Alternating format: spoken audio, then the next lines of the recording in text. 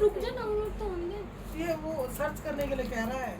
अब मुझे ये कौन बताएगा, मनोज बताएगा कि अगर हम 138 का फाइल कर रहे हैं तो उसमें इसेंशियल क्या, मतलब एक फ़ाइल अगर हमें तैयार करनी है तो उस फाइल के अंदर क्या क्या होना चाहिए। जो बैंक से हमें वो मिलेगा कि ये चेक बाउंस हो चुका है। सबसे पहला स्टेप क्या क्या लोगे। एक तुम्हारे पास कोई बंदा चेक लेके आ गया, ठीक है, कोई क्लाइंट तुम्हारे पास आया कि जी मेरा चेक बाउंस हो गया, स्टेटमेंट भी लेके आया बैंक की। अब तुम क्या सजेस्ट करोगे उसको, सबसे पहले क्या क्या बोलोगे। उसका जो जिसने उसका चेक, मतलब चेक जिससे मैं उससे चेक दिया था, हम उसका मतलब नोटिस भेजेंगे ना उसको। Very good. सबसे पहले उसे हम नोटिस नोटिस भेजेंगे, भेजेंगे। फिर कितने दिन आप वेट करोगे। हम करेंगे 30 डेज, 15 डेज 15 डेज हम वेट वेट करेंगे करेंगे कि उनकी तरफ से हमें कोई जवाब जवाब आए आए, या नहीं आए, नहीं है। ठीक है। 15 डेज होते ही, कंप्लीट होते ही, देन आप उसमें कंप्लेंट केस तैयार करना शुरू करो। फिर क्या करो, जो उसका जवाब आ जाएगा, आया तो भी ठीक है, नहीं आया तो भी ठीक है, you have to make the case. क्योंकि ऐसा तो है नहीं कि आपने नोटिस भेजा और सामने वालों ने एडमिट कर लिया कि नहीं जी हाँ जी मेरी लाइबिलिटी बन रही है और मैं आपको दे रहा हूँ। ऐसा बहुत ही रेयर केसेस में होता है कि क्लाइंट तैयार हो जाता है देने के लिए, अपोजिट पार्टी आपके पे करने के लिए तैयार हो जाती है। ऐसा हर बार नहीं होता और हमेशा रेयर केसेस में ही ऐसा होता है। उसके बाद हम 30 डेज का, हाँ, जैसे मतलब उसका नोटिस का जवाब आ जाएगा। अगर नोटिस का जवाब आ गया तो भी आपको केस फाइल करना है। हाँ तो 30 डेज अगर वो का देने के लिए time एग्री लगेगा। हो गया तो वेल एंड गुड, और नहीं होता तो आपने कंप्लेंट केस फाइल करना ही करना है, ठीक है। फिर आपने कंप्लेंट केस फाइल करने जा रहे हो उसके लिए तो उसके अंदर क्या क्या लगाओगे आप। उसके साथ सबसे पहले तो वो मेटा डाटा फॉर्म लगेगा, ठीक है, ठीक है, केस इन्फॉर्मेशन लगेगी, ठीक है। ठीक है, और उसमें लिस्ट ऑफ डॉक्यूमेंट्स लगेगा। कंप्लेंट केस सब गायब हो गए बीच में से? मतलब उसमें बताता हूँ पहले, ये जो जो लगेगा वो बता रहा हूँ।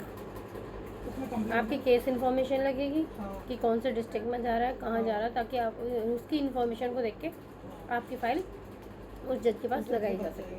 उसमें पार्टीज़ के बारे में सब कुछ इन्फॉर्मेशन होगी।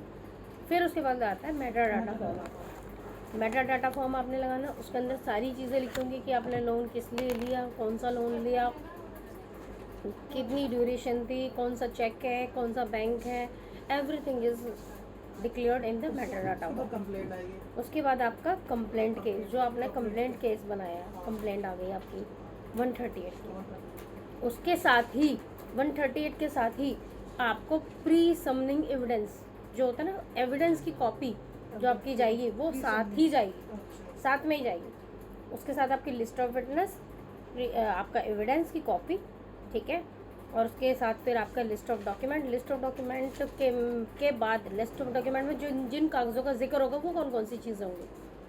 सबसे पहले आपका आधार कार्ड कि आप कहाँ रहते हैं, आपका रेजिडेंस उसमें होना चाहिए।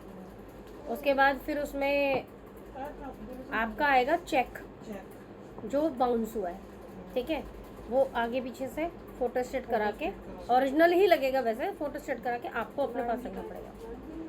मैडम की बोली थी ना, अच्छा बोलो तुम। सबकी हो गई मैडम रखो। से नहीं पिएगी ना। हाँ। फिर उसके बाद बैंक का स्टेटमेंट जो आपके चेक के साथ दिया होगा बैंक वालों ने, कि रीज़न असाइन होता है उसके अंदर कि क्यों उन्होंने बाउंस किया उस चेक को, उसके अंदर रीज़न असाइन होता है। देन आपकी लीगल नोटिस जो आपने सेंड किया है, along with the postal receipt, जो पोस्ट आपने करा होगा उसकी रिसीट, उसके साथ उसकी ट्रैकिंग रिपोर्ट कि वो उस आपके जो आपने जिसको भेजा है उसको मिला है या नहीं मिला है। तो ये प्रूव करने के लिए हम उसमें ट्रैकिंग रिपोर्ट भी लगाते हैं, ठीक है। और उसके बाद आपका वकालतनामा। तो ये पूरा प्रोसेस है कि 138 का मैटर, क्योंकि इसमें बच्चे बहुत कंफ्यूज रहते हैं सभी लोग कि इसमें क्या पहले लगेगा क्या बाद में लगेगा। तो ये सीरीज़ है, आप इस सीरीज़ से ना आपको पूरा वो लगाना पड़ेगा। और अगर इन बिटवीन अगर वकालतनामे से पहले आपको कोई एग्रीमेंट हुआ है, लोन एग्रीमेंट हुआ था और भाई कि हाँ मैंने इसलिए लोन दिया और ये एग्रीमेंट मेरा साइन हुआ है, वो अगर है तो वो भी लगा दो साथ में, ठीक है। तो ये पूरी प्रोसेस है आपकी 138 की।